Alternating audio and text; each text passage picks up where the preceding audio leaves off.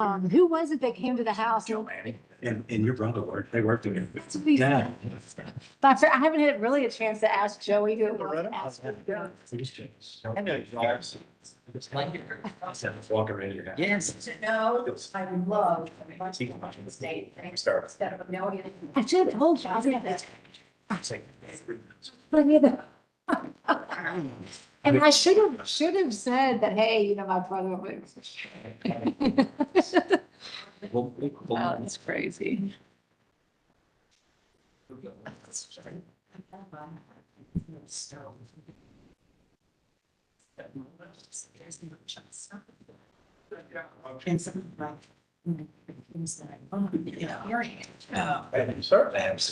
We got back Saturday night. She was yesterday. I hate on Sunday morning. They don't have anything on the show.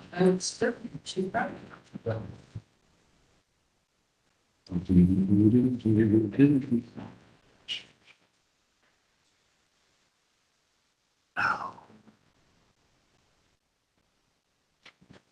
Hey, Loretta. How are you doing? Chief, Yes, sir. good to see you. So.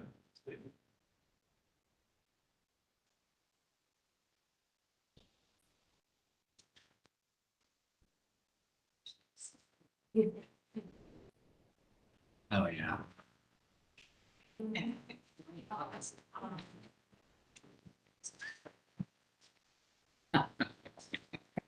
There's a spider.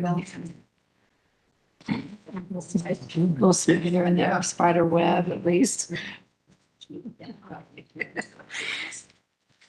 Oh, yeah, you have a covering. Yeah. It is a nice little program. There's a lot of people here today.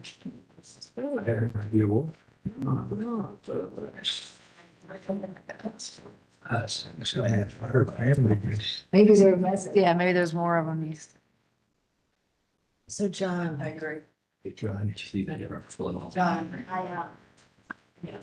it's got application and I put your book on the, and I read it, actually word for word, and I learned a lot, so thank you. I did Was it not- good? Yeah, it was good. It was good. I did not. If I sign it for you, it'll be worth the money someday. You did sign it. You did sign it. I signed, and I didn't even know who, I didn't know all those mayors of Prospect. I didn't know there was a woman mayor of Prospect. Oh, you were. You actually had two women, Oh, yeah, there were some women. Okay. Who else? Christy Rich. I had to leave a lot out about her. Mhm. She started before us. Yeah. She only served. Like she's adding 6 6 months. Is that what you said? 6 months? 16. Oh, 16. Okay.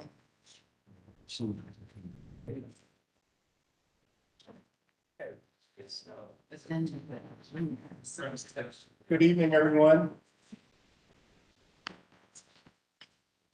Good evening, everyone. I'm Doug Barnsley. I'm the mayor of Prospect. I want to welcome you to City Hall and to the regular meeting of the City of Prospect City Council.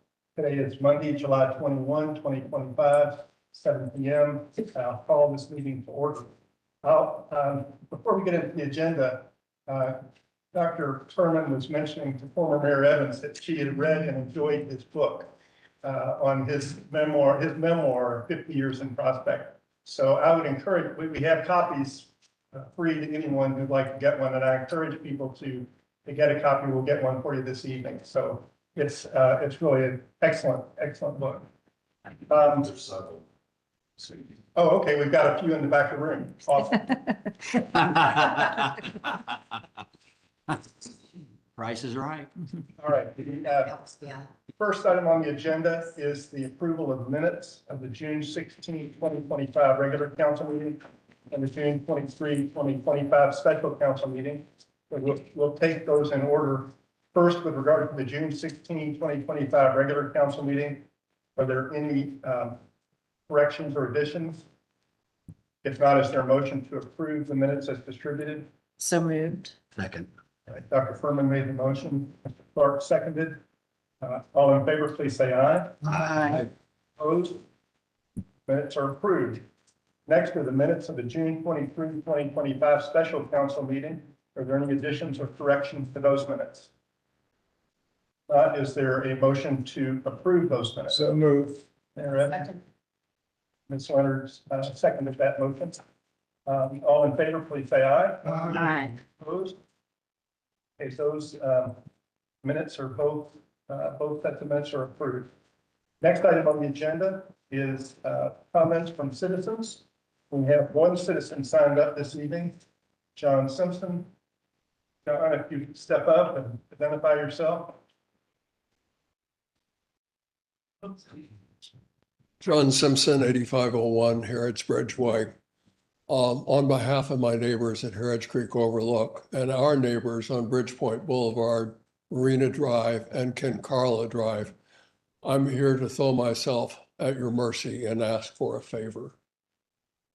Let me give you a little background, and I'll make it quick. On November 18th, 2015, Thomas Hardwick died in a traffic accident on Highway 42 here in Prospect. He was 24 years old.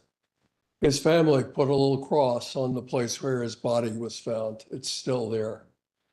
There was a tank truck coming down the hill behind Mr. Hardwick. It was going too fast to stop. In an effort to avoid the collision, it tipped over the guardrail and fell on its side behind a residential building. The saddle tanks on the tractor leaked, but fortunately the 9,000 gallons of gasoline in the tank neither leaked nor exploded. It took almost 5 hours to drain the tanks, got the truck back on its wheels and towed away. I'll speed this up. On July 2nd, 2018, Stacy Miners died in a traffic accident on Highway 42 here in Prospect. On April 29th of last year, Brenda Shealy, who works with you on the library committee, made a left turn onto Highway 42. When she had completed the turn, a car coming toward her drifted out of its lane and hit her head on. That was her good luck because it put the car's motor and its driver's airbag between her and the point of collision. So she survived that crash. If she'd been hit from the side, she would have been killed.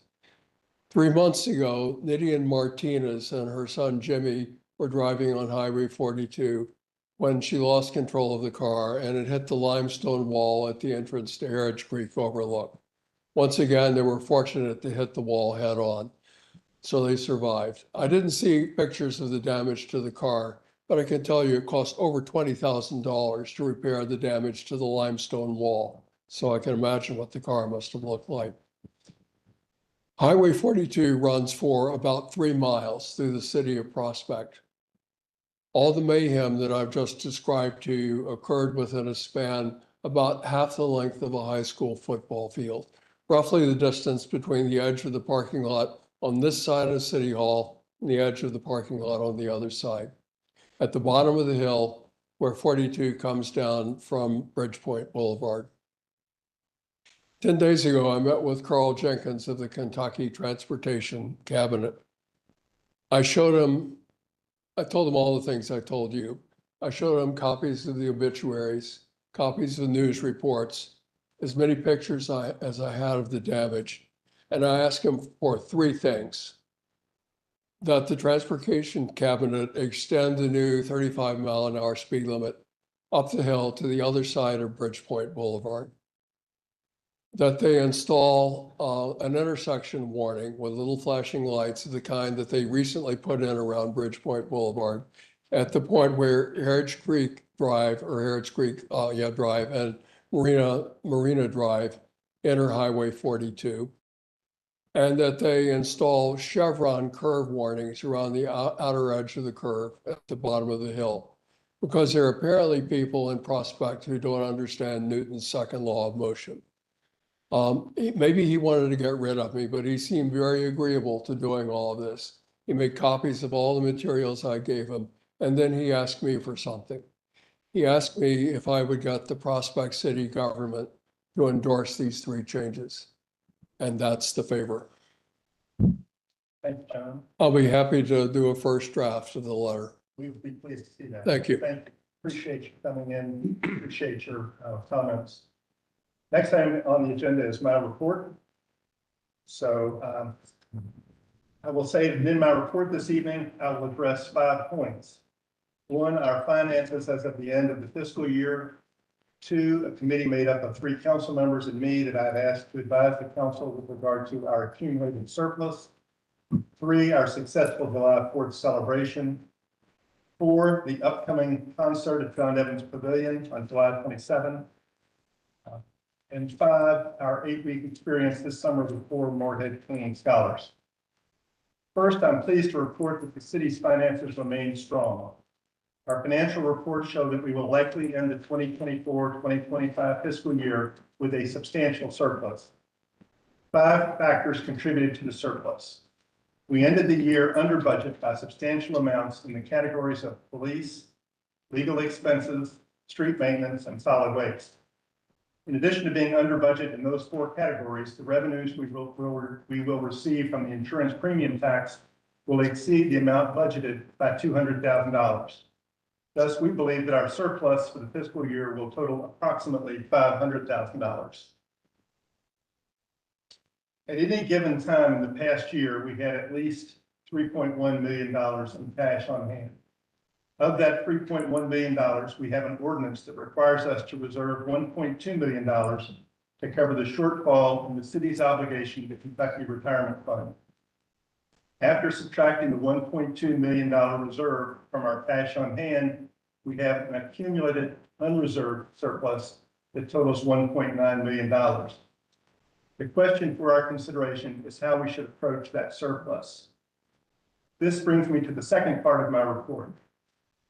5 weeks ago, on Tuesday, June 10, I met with 3 council members, Sandra Leonard, John Clark, and Don Gibson.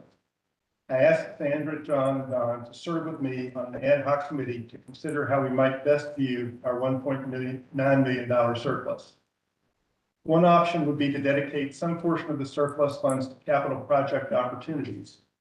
These opportunities include at least the following: the proposed boardwalk from the back of City Hall to Putney Pond, substantial improvements to US 42 as outlined in the 2022 US 42 transportation study, the possibility of the city owning rather than renting our streetlights, and the possibility of a public-private partnership with a development opportunity.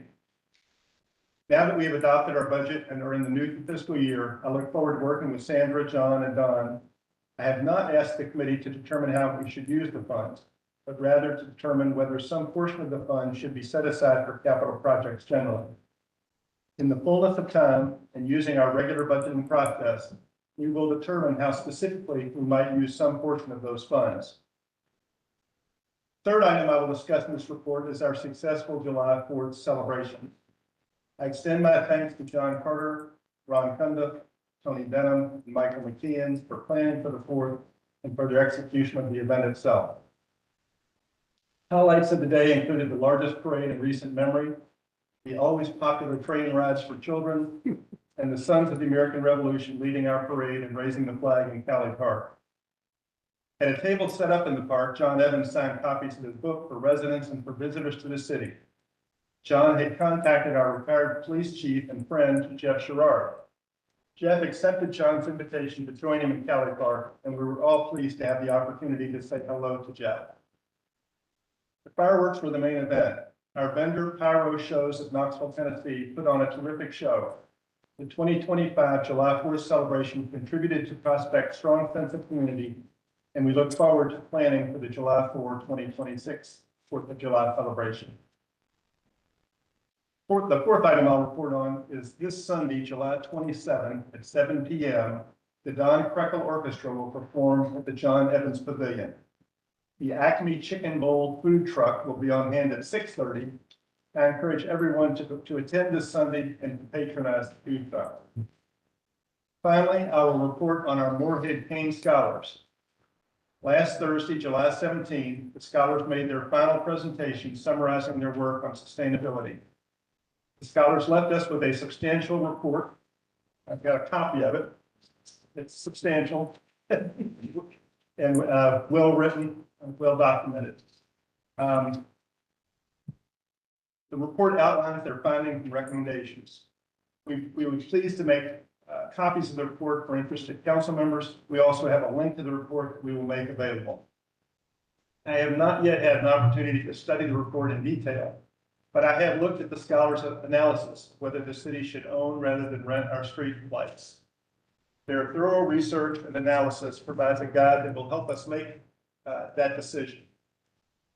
I have asked retired federal judge and Prospect resident Peggy Patterson to lead a working group that will follow up on the report provided by the scholars, and I'm pleased to report that Judge Patterson has agreed to take on that role. In addition to the report, the scholars left us with lasting positive memories of their time in Prospect. I feel fortunate that Liza and I will be in Chapel Hill in October, and that we will have the opportunity to have dinner with the scholars during that upcoming visit. That concludes my report. The next item on the agenda is the recognition of Abby Potter, who I think is here. So we have proclaimed today the Abby Potter Day in Prospect. And I'll read the proclamation that we're giving to Abby this evening. Whereas the city of Prospect, Kentucky expresses its appreciation to Abby Potter, volunteer student member of the Prospect Parks and Recreation Advisory Committee. And whereas through organization and participation in volunteer activities for the betterment of Prospect Parks, Abby Potter demonstrates a sense of community engagement, civic service, and stewardship of nature. And whereas the volunteer actions inspire the city of Prospect residents to value the impact of community involvement and to embrace the park system's environmental, aesthetic, and recreational benefits. Now, therefore, let it be known this 21st day of July, 2025 shall be proclaimed as Abby Potter Day, and I call on the citizens of the city of Prospect, Kentucky to join in this day of celebration. And Abby, I'm going to give this to you in a minute, but I think there's some folks here that may want to say a few words. So I think Tina, maybe we'll start with you.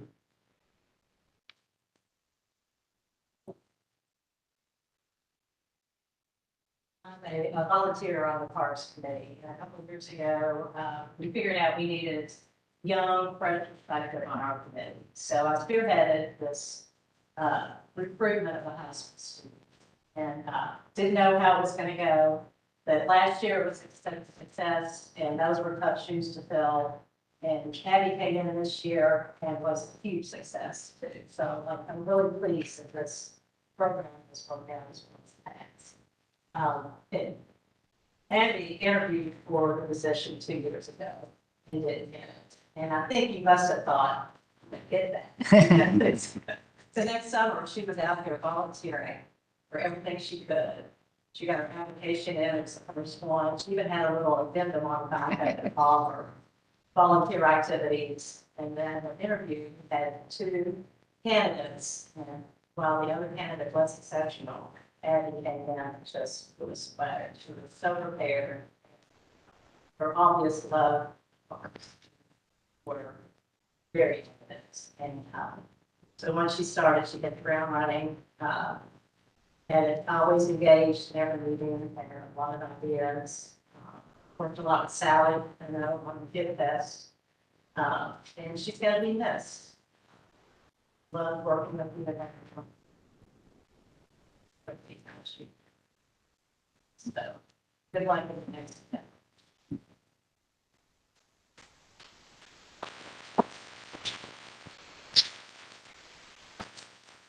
Valerie Schneider, I think you had some comments.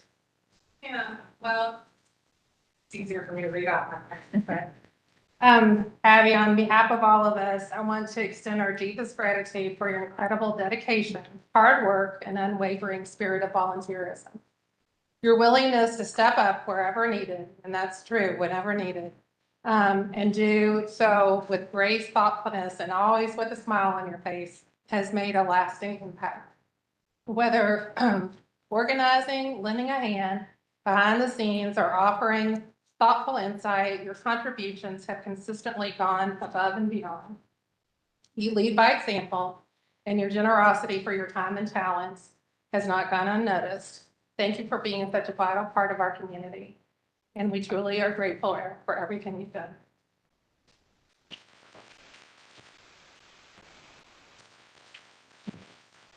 I think Councilmember Holmes may have some comments also. So Abby has been a bright shining star to the Parks and Recreation Advisory Committee. As everybody's indicated, she's been a great volunteer. She's a hard worker and she's always smiling. So turn around and look and see that she's always smiling. I've been fortunate because she and her parents just live up the street from where I live here in Prospect. And I know her parents are already trying to address the potential loss of her to Kenyon College this fall as she goes off to school. They're taking it hard. They had to find a replacement for her. It's a temporary replacement for her. And it's Tuck, a golden retriever puppy. So as I've thought about our loss on the Parks and Recreational Committee, I thought perhaps to compensate for the loss of Abby, maybe Tuck could come monthly to our meetings and serve in honor of Abby there. She's been great.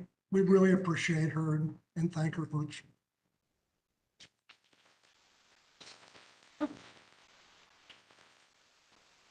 If you'll come up with your proclamation.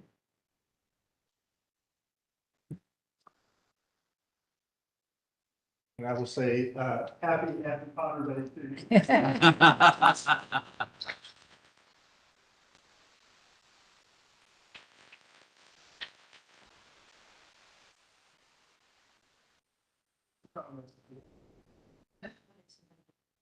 Okay.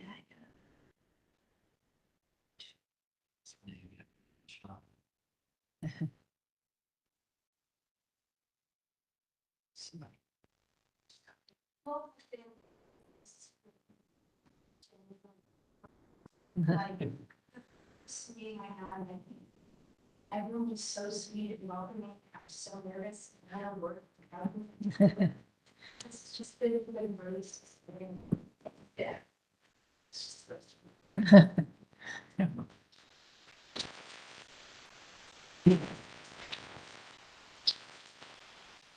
Thanks so much, Abby. Kenyon's a great school. I know you're gonna do a great job up there. Next item on the agenda is financial report. John Carter. So we have finished the fiscal year and I'm reporting on June's finances. Cash on hand consisted almost entirely of our investments to the amount of $3.5 million, with just a handful of change in checking at the time that the report was written. So when we back out the restricted pension obligations, the capital project funds and the road fund, then we have roughly 2.2 unrestricted, 2.2 million unrestricted funds available. Currently, just to give you a quick recap, the revenues came in at about 103% of what was budgeted, and that doesn't include incoming insurance premium, which we'll be collecting beginning this week, actually. And that will increase revenues for the past fiscal year. We came under budget on expenditures by about 4%. And currently, our restricted road aid is at approximately 144,000 and change. And the capital project fund is currently at $97,000 and change. And of course, that'll increase this month. And if you got any questions, we got an answer. Any questions for John? Thank you, John, for your report. Commission and board reports, forestation, Linda Knox.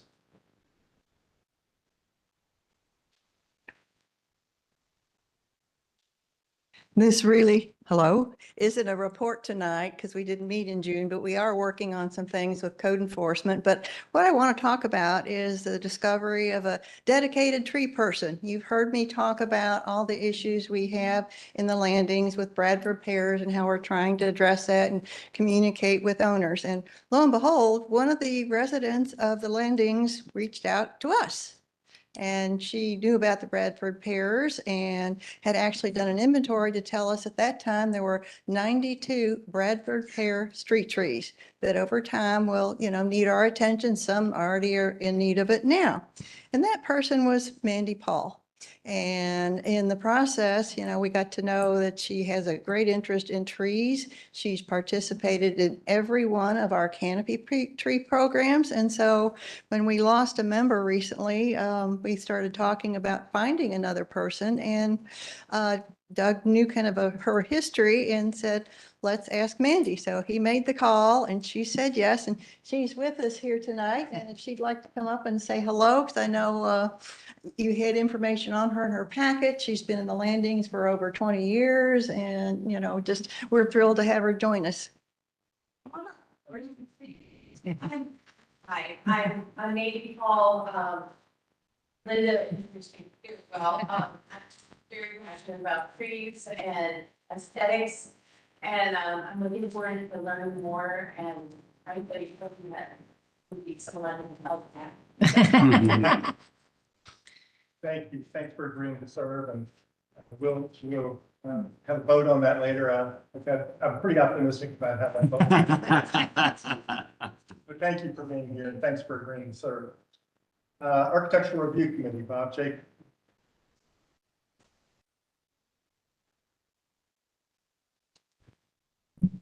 We had our last meeting on June the 20th, and the only issue we had to address was the remodel of the two shopping centers directly across the street from us that are owned by Mike Jones. And he owns 3 of the properties, and he wants to make all 3 of the properties look consistent. So he's changing the facade and the color and the signage of all 3 of those properties. So it looks like they're all one piece of property. He's very, very easy to work with. And we approved the meeting and we approved his recommendations. And I believe he's going to be starting on that remodel very soon. So, and we don't have any other issues that are facing us right now. So we have no further meetings scheduled. Thank you, Bob. Appreciate your work. And the ultimate location for the post office will be in one of Mike Jones' places across the street, right across from City Hall. So it'll be a few months before that's ready, but that's where the post office will end up. Okay, Investment Committee, John Clark. Thank you, Eric. I'm happy to report that our investments are within the policy that we have established and the KRS from the state. And as John mentioned, we have 3.5 million in funds at this time invested with KLC in their money market fund, the enhanced income fund, and the S&P index fund. So John has done a fabulous job of managing our finances and keeping as much money in these funds as we possibly can, and did not take out any money in this reporting period. So I think that's about to change, but we're getting a reasonably good amount of interest on these funds. And I think actually we've done better than what we budgeted for the year. So we continue to earn pretty good money on these and a decent return on the S&P 500 index fund. So if there's any questions, I'll be glad to answer. Any questions for John? And I'll mention the S&P index fund shouldn't imply that we're gambling our money in the stock market. We are limited by state law to the amount that we can invest in stocks, and we're way under what we're permitted to invest. But we thought that it was reasonable to put some of the funds in equities, so that's the reason we took that step. Yeah, those amounts are specified in the revised statute, the KRS. Correct. Governs. We've got it in our investment policy practice. Yeah. So we're in good shape. Good shape on that. Thank you for your work and the committee for its work. Other reports, Parks and Recreation Advisory Committee. Sally?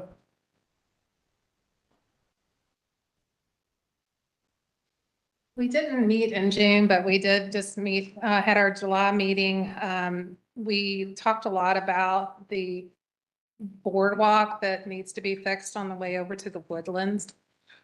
because of the weather. And when they started on the project and started pulling up the boards, they realized that it's a lot more extensive work than what they, first thought. So it's slow going right now. Hopefully the weather's going to improve. But since I've got a captive audience here, one of the things that Lynn really needs, and we're going to put out in the overall newsletter this week, is he needs volunteers. A lot of the materials that need to be taken out there are very heavy. He needs about 6 to 8 people to help. We're looking at the first weekend in August, so we'll send that out soon, but he needs people to bring their power tools also. So he feels like if he can get the community to help him out some with this project, then it'll expedite moving to the next section. But we don't really have a projected date. I don't know if he gave you one, Doug, as to when it'll exactly be done, because a lot of it, as we all know, it's weather permitting. And there's been a lot of bad weather right now.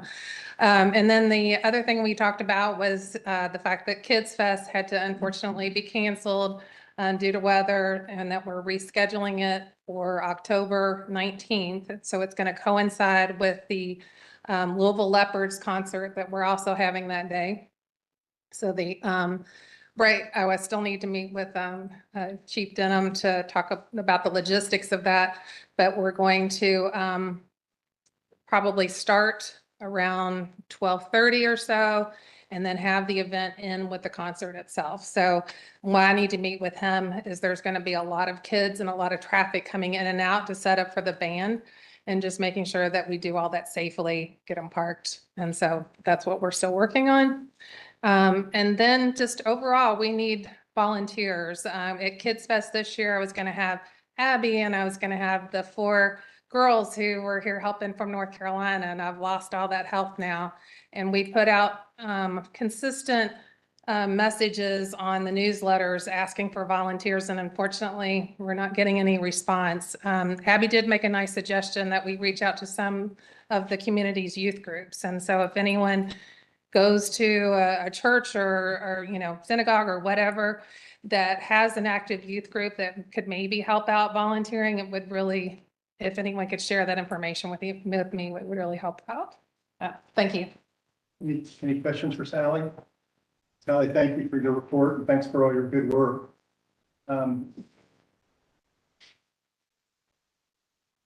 Jefferson County League of Cities, Sandra? There was no general meeting and no board meeting this month because this was the month that they sponsor a trip to the Bats games, and it was the best attended ever. And a large portion of that relates to Prospect. We certainly had our share of people there, even though the weather was hot. The game was terrific. There are no major things change on the horizon in the near future.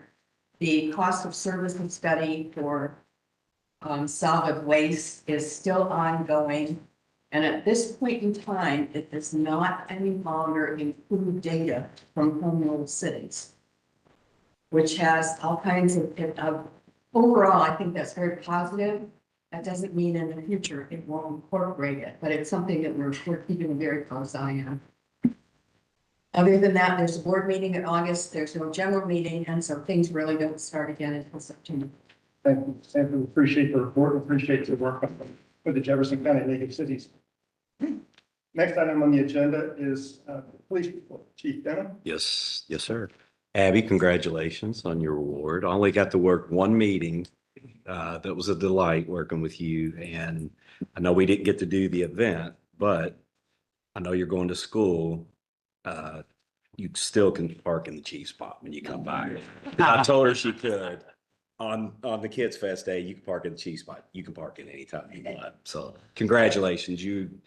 What you said is exactly right. She is a future star. You're going to do great things. And we do want to see your golden retriever. So, another thing. Starting out something I think is really positive that we have. We had the seminars here a couple different times working with fraud. We got a phone call into the office, what was it, about 2-3 days ago. The elderly female was in the process of possibly getting scammed, received the email, the PayPal. She called them and said, not today. You're not getting me. I attended a seminar and I learned about this. So that is very positive. I mean, she called into the office, talked to Michael, who gets the credit for that, and Terry Rankhorn. She did not get scammed because she attended that and people sharing information. So I want to thank you for doing a great job on that. That's a great feeling because it is a big deal out here. And it isn't just for the elderly, it's for anybody. Anybody can get scammed. They're very good at it now. So that was a great thing I wanted to talk about real quick. As far as the car thefts and different things that we dealt with, probably more or less in the last meeting. On the 6th and the 26th are the only time that we had any type of thefts from vehicles. One was from the country club up there. There was a $9,200 purchase made out off Dixie Highway after the wallet was stolen out of the car. Barb Shepherd from Day Work went out to Shively. We've now turned the case over to them, but I think we'll have a successful prosecution out of that. And again, all these are unlocked cars, so please keep those cars locked. The other ones were just rummaged through. We didn't have anything else. Speaking of the stolen vehicles and different things, we had one out here Saturday morning that came into Fox Harbor, and Mike Thomas attempted to stop it. It was driving kind of reckless and took off. That was what we ended up finding out later, a 15-year-old most likely driving that, stolen from Shelby County. So we are keeping an eye on that. We've been in the neighborhoods just absolutely nonstop, especially later on at night. And I think it's helped quite a bit. The guys are already back there, but we've put even more of an emphasis on that.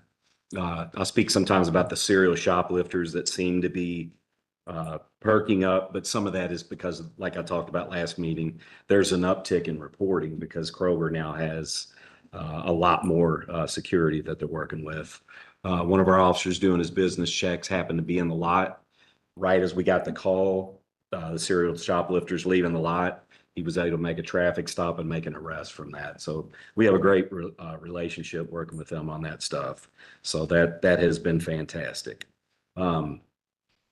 A 42 out here, and John, I really respect and appreciate your comments. And we've talked before, and I agree wholeheartedly with what you have said. And I really appreciate you coming in here. And you know that my door is always open. You can come in and talk to me and Michael anytime.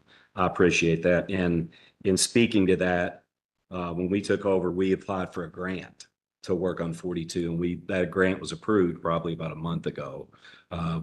We'll use parts of that grant. What that does for us is puts us in the opportunity to work outside of regular hours. So this would be an overtime grant for the guys to be able to do that exclusively on 42, not back in the neighborhoods, not anywhere else out here. It would just be on 42.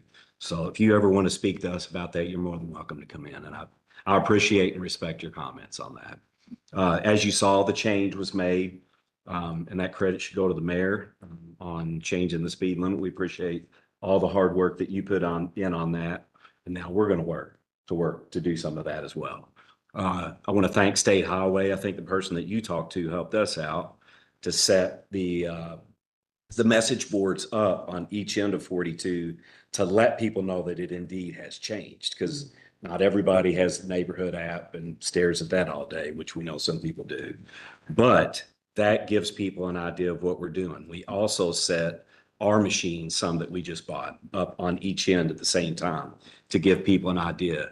I don't know, WDRB was out here and did a very positive story on some of the things that we're starting to do on 42 in that area. They interviewed some of the residents, which I thought were very positive, speaking about the different traffic patterns, different things. I really appreciated them doing that coverage. From our machines, we can collect data. The one down here, we're still working on getting some bugs out of. This one down here, we worked during the time from the changeover, which was that first week, right around when we did the July 4th detail. Most of our data shows between 30 and 40 miles per hour coming back right on this side over here. Do people still go over? Absolutely. They're going to go over everywhere. It's just the way it is. But I think our presence, I think the fact that it's went down some has helped. You're always going to get different ends of the spectrum from people, from comments and different things. But I think we're working in the right direction. And I just wanted you to know I appreciate your comments. I do. And that's it. Anybody has any questions, are more than welcome to ask. Any questions for the chief? David? Chief, Yeah. progress on prospects for the part-time position. Not yet. Not yet. I had one, but he wasn't able to come out. We want you to get the right. Absolutely, yes, absolutely. But you keep working. Yes, absolutely. One thing I did forget, and I apologize to bring this up. I think we're almost at a resolution for the back end of the neighborhood for you guys. We met with Oldham County, met with Greg Smith, their chief, multiple people within their communication systems. Michael did some background work. I think last meeting I told you probably our biggest hurdle was getting the ability to take reports in that system. And that's just a technology issue.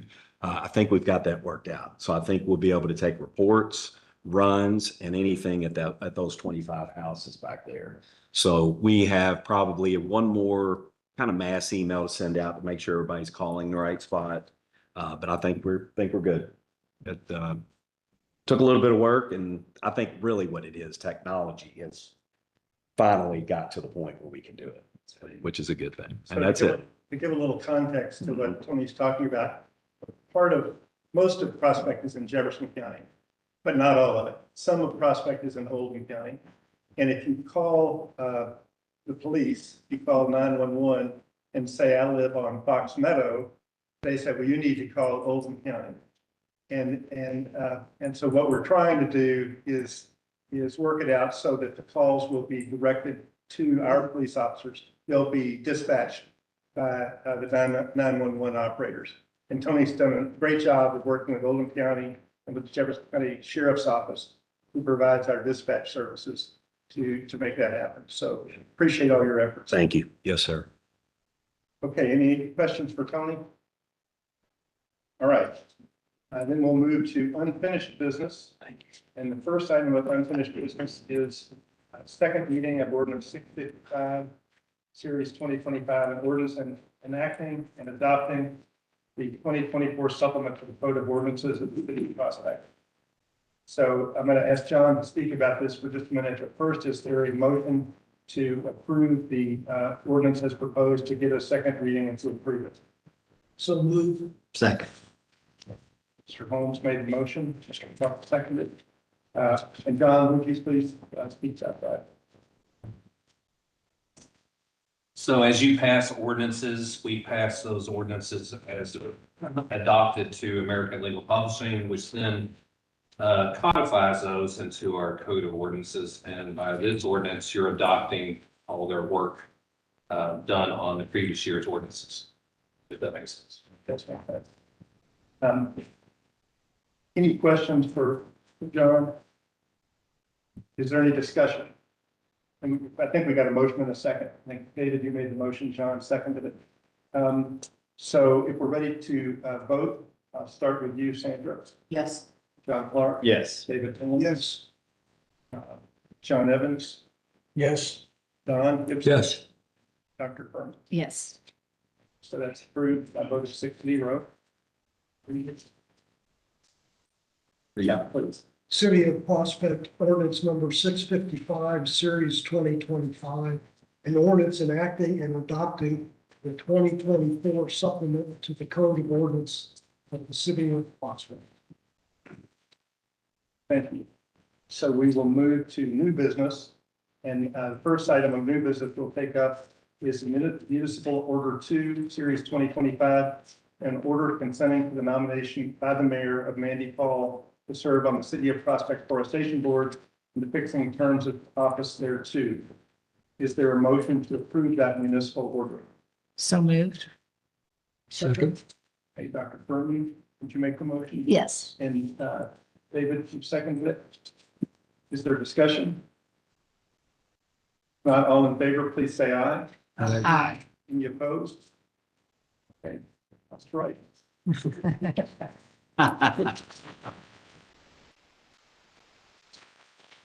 Congratulations. It's a good day for Prospect. We're pleased to have you on board.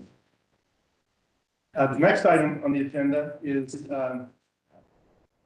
Resolution 5, Series 2025, a resolution approving the revised detailed development plan and binding elements for the redevelopment of Prospect Point located at 9505 US Highway 42. So this is a resolution, and I think, Lisa, whenever you're ready, I'll let you start things off whenever you're ready. Share, so it did come off. What's the plans we're gonna go through? I don't know if everyone's gonna be able to see those. Make that larger, but, it is a little. Can do. Oh, you need to use a microphone, Lisa. Yes, sir. I will be right over, I'll grab that. We'll get one for you. Thank you.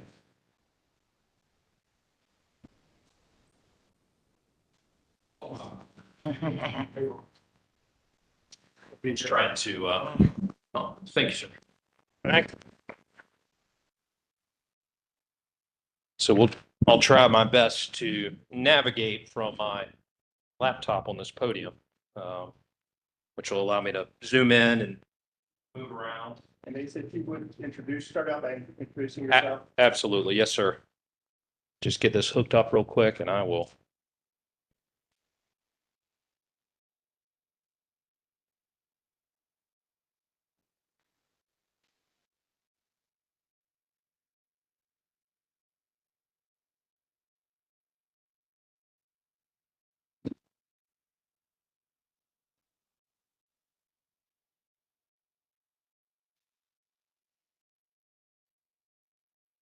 Okay.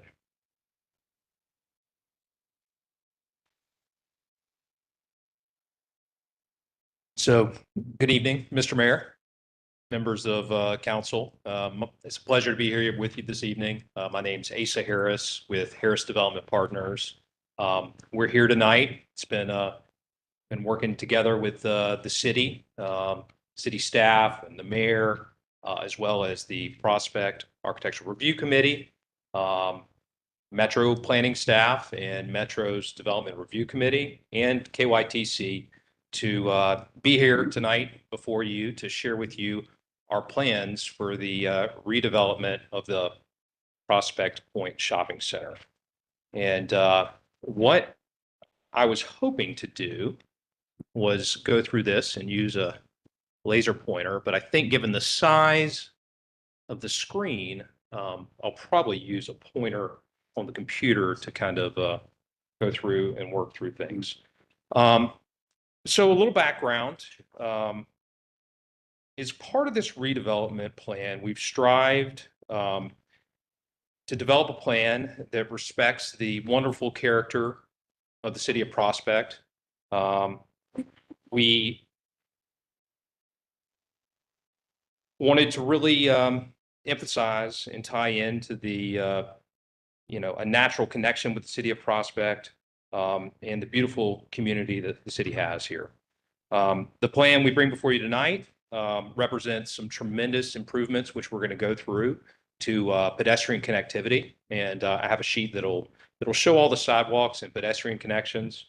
We also are tripling the amount of tree canopy on the site. So it will introduce a lot more shade, which will be tremendously helpful, especially on those warm days. We also are bringing updated architecture to the center. So I'm going to start off by just kind of orienting everyone to what we have here. And my apologies, I have all these pop-ups all over my screen here. Gotta love technology. So, to orient everyone, we have an aerial of the existing shopping center, and overlaid on top of it, we have the proposed plan. 5 buildings that are part of the shopping center, and I think everyone's familiar with the shopping center, but if you're not, let me know. I'm happy to talk about the shopping center, but I believe everyone is. So 5 of the existing buildings are staying unchanged. That's the daycare, which is up here in the corner. And if you all need me to zoom in, please let me know. The medical office building, the Dairy Queen, the bank, and not sure what's going on there. And the retail that fronts 42 right at the intersection. Those buildings are planned as part of the redevelopment to stay largely unchanged. The Fallsoft building will be going away, and the retail that backs up to River Road will also be going away and being reconstructed in phases. And I'll talk through kind of the timing and how it's going to be phased here in just a little bit. What I have here now is a plan that shows the proposed pedestrian improvements. Along River Road, River Road's the top of the page here. Along River Road, we have a 6-foot sidewalk that's going to be running the entire length of River Road, connecting to an existing crosswalk that goes across 42 at the signal. Then we have a sidewalk that will be coming into the center off of River Road and connecting to a sidewalk that extends along in front of the new retail and grocery anchor. We're going to have roughly a 15-foot sidewalk along the entire length of the building, which is going to really help greatly enhance the center and provide, a number of opportunities, including, potential outdoor seating. Then we have 2 connections that run from that sidewalk back out to 42. One that runs in a protected island down by the medical building and the Dairy Queen out to a crosswalk that goes across to Fox Harbor. That crosswalk does not exist today. There's a crosswalk on the other side of the street that exists today. That crosswalk on the other side of the street requires pedestrians to cross at the Fox Harbor entrance and then cross again. And they're really doing all this without any sidewalk they're connecting to or any sort of protected crosswalks. So what this is going to do is this will take pedestrians straight from the shopping center across 42 to the existing sidewalk network. So honestly, in my opinion, this is by far the most valuable pedestrian connection and will be the most utilized. What we don't have here is we are not reflecting sidewalk along 42. And the reason for that is during this year-long process, we've had lots of dialogue, lots of dialogue around US 42 and the planned improvements. And it became very clear to us that if we put in the sidewalk, it would be demolished in a very short period of time. So in working with city staff and the mayor and Metro and KYTC, it was agreed that the best thing to do would be for us to pay for the sidewalk, but not install the sidewalk. And that will prevent KYTC and the city from having to rip it out and replace it. But we're still providing the meaningful pedestrian connections now that can be used to existing crossing locations. So moving on to the next sheet. This plan shows all of the new trees we're planning to plant in green. And I apologize that everyone has to turn around and look and crane your neck, but if you need me to zoom in or if you need to see something in more detail, please don't hesitate to let me know. We can go through these slides in more detail. But we're adding we're adding exactly 89 trees. These trees are in addition to existing trees. And it actually had a question today specifically about the trees, and I'll zoom in a little bit, on River Road that are right across from Sutherland. And those trees are planned to stay. And you can see them here on this plan. We have additional trees along River Road lining it the entire length.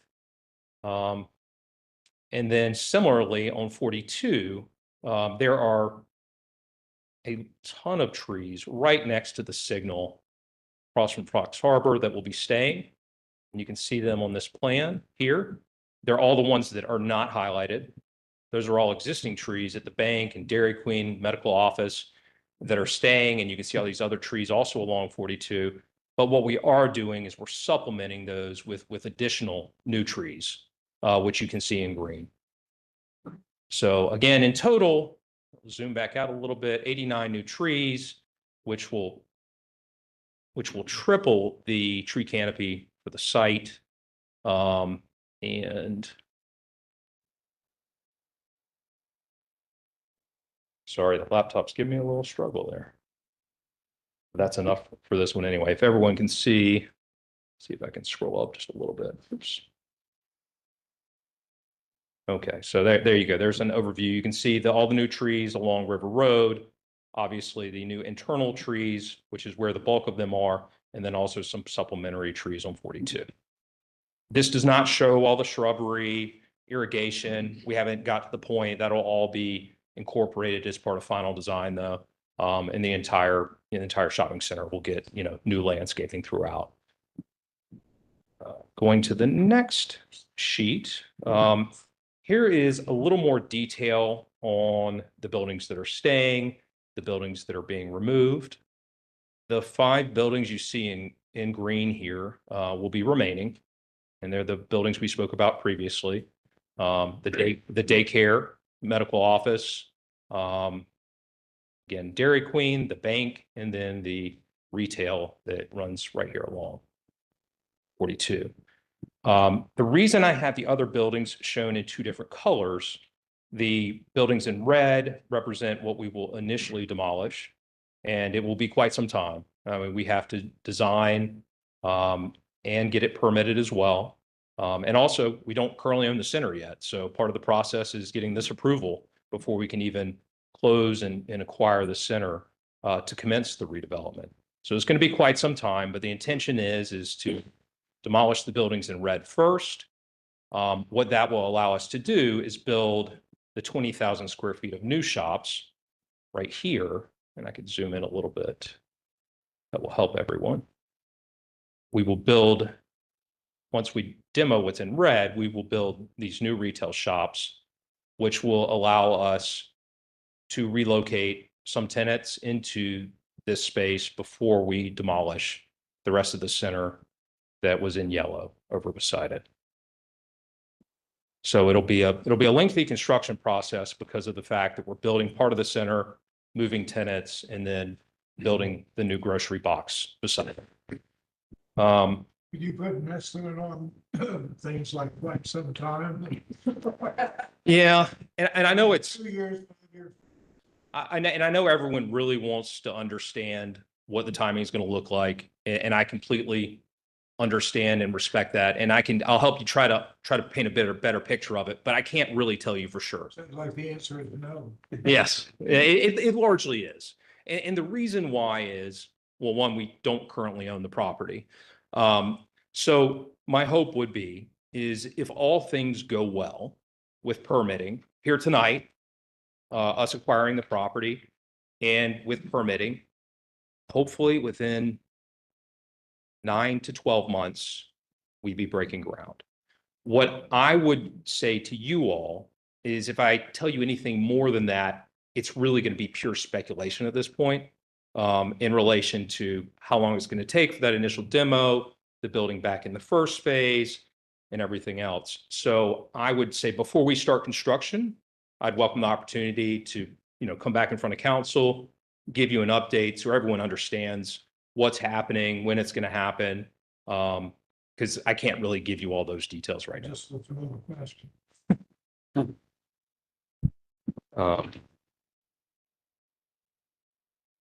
So moving on to a little bit about architecture. These are the proposed elevations that went to the Architectural Review Committee. And I also have 3D renderings. And I think the 3D renderings do a lot better of job of bringing this to life than these 2D images. But what we've tried to do is to tie the elevations in to the residential feel and the overall character of Prospect. We've tried to bring it down to a scale that's more on a residential level than a large commercial. I mean, frankly, sometimes they look a little monolithic. We tried to do something that we thought would fit with the community. So as you look at this, you'll see it's primarily brick. We've got brick throughout, but we do have some areas of hardy. We have metal roofing. We have a number of other architectural roof features, awnings, residential windows throughout, and then we have a covered walkway below. And again, I think the 3D renderings will do a much better job of showing all this. The back, I think, deserves a little bit of discussion, or probably a lot of discussion. What we have shown here is the rear of the grocer. So all the way from this location here to over here is the rear of the grocer. And this is what you would see along River Road. And what this is roughly a 14-foot tall screen wall that simulates retail storefront. So as you're coming down River Road, you're not seeing a loading area, you're not seeing trucks, other service vehicles. The actual trucks are actually parked right in this area behind this wall. Oops. They're actually parked behind this wall, and I can go back to the site plan to help everyone understand better. And I think once you see the 3D renderings, it may help as well. There's also an area between where you see this storefront over here and the wall behind it where service vehicles can pull in as well. So there's been a lot of thought into screening the service areas, making sure that River Road is treated architecturally similar to 42. The side of the buildings also architecturally, we spend a lot of time treating those as well. Similar, breaking up of the sides, changes in materials, awnings, windows as well. As I go on to the 3D renderings, and I think this is probably the most helpful in really helping visualize what it's going to look like.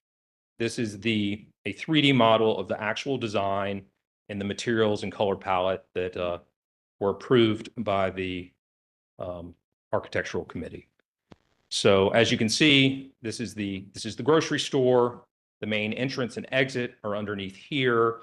And you can see, obviously, all brick back at the main wall, but we have a covered canopy with metal roofing, like I said, a mix of hardy and a cedar shake.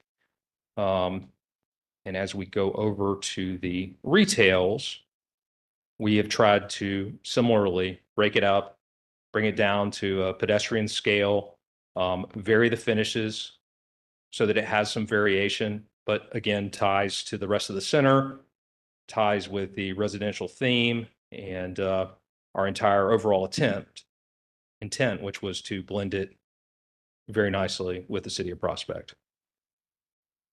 And then lastly, I have a view from River Road, and I think this helps better, depict what's going on with that screen wall. So if you look, there is a vehicle, a blue vehicle that's pulling in right here, and I can zoom in more if that's helpful. There's a blue vehicle pulling in right here. That vehicle is pulling into the area that is this service area we're talking about. So as you're driving down River Road, the intent is it's screened. That's what this is here for. 14-foot wall with some white spandrel glass.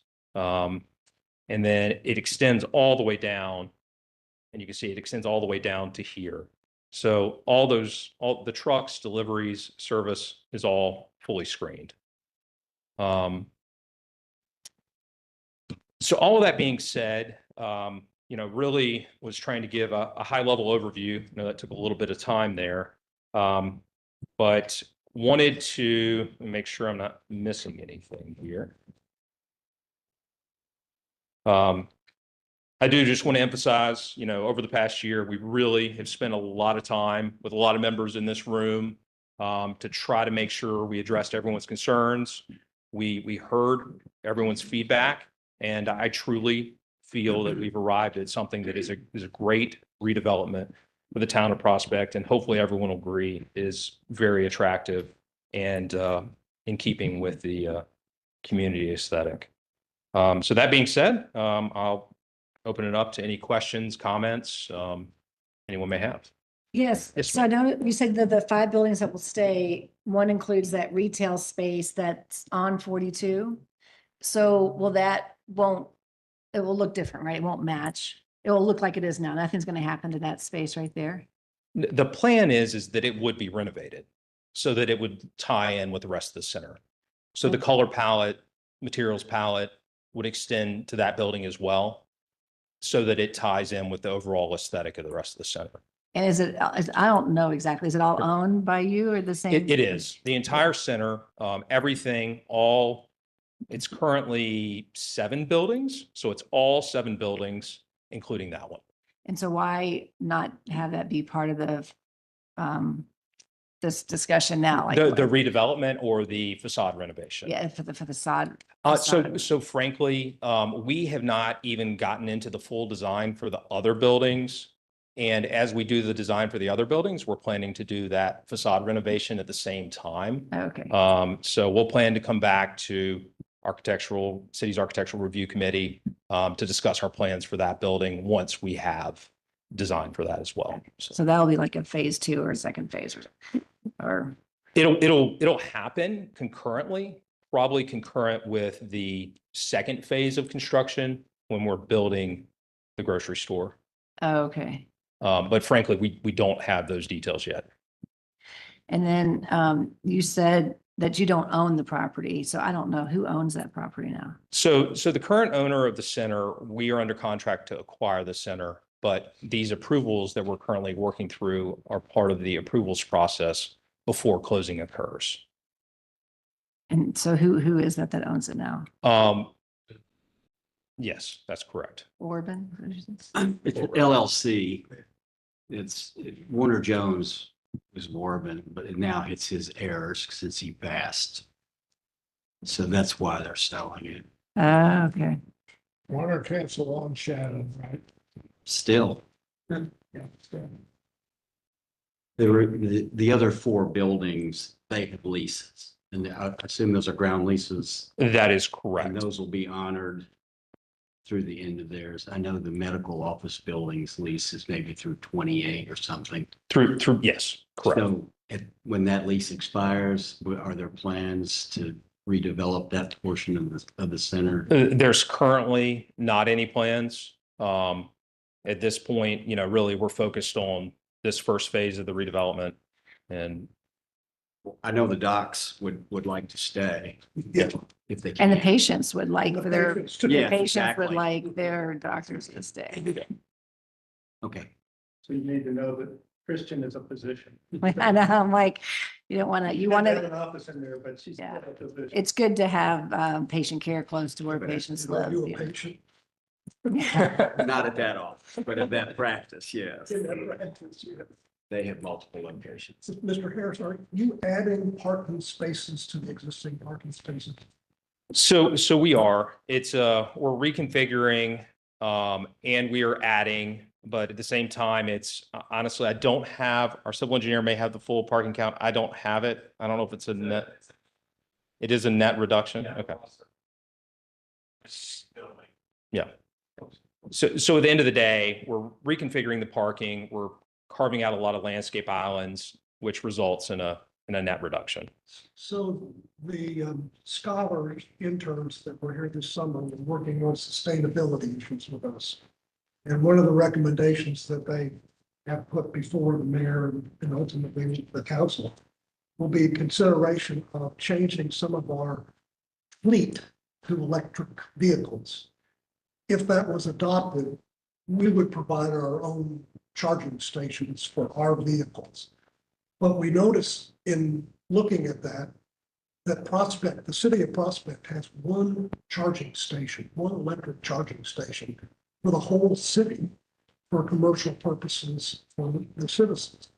And one of the things that we're discussing was whether when people go and create new developments, whether they would consider at least putting in some commercial charging stations for the patrons here, because more and more you see electric vehicles in our community, and it's at some stage it's going to be the wave of the future. We're not expecting you to put them in for free. It would be commercially charging ones, and the grocery store that you refer to that's coming in, My stepdaughter lives in an area where you have one there, and you have a very nice electric charging station, array of stations there at the one that she shops at. So I would hope that you all are progressive enough that you will consider that at least. I can tell you all of these centers are designed in such a way that electric chargers can be retrofitted and added pretty easily. The decision about whether to add them on the front end, a lot of times it's a lot more complex than I can even tell you. A lot of times you find that some chargers are very advantageous. If anyone owns an electric vehicle, they charge very quickly. Other ones charge very slowly.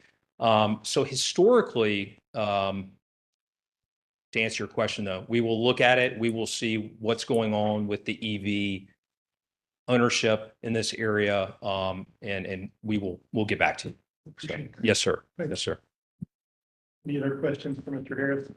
Sally, we got members of our visitors here. I want to say, I've seen two hands go up. I'm going to recognize both of you to ask your question, but this is not going to become a full session. This is a meeting with the council, and we've asked Mr. Harris to come in and speak, and we appreciate him doing that. But because I think you might be Abby's mom, so you get one. Sally, you're on the first committee, so you get one.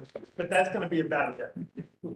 Mike, just a curiosity, when you talk about we're going to have the wall and delivery back. So is the deliver trucks going to come down 32 and turn on the river road, or which way are they? So the primary route, and I'll go to the end here. The way it is designed so that they can actually come from either direction. And there is a service entrance back here. So if you look, this is a truck and it's making a turn and then backing into this loading dock.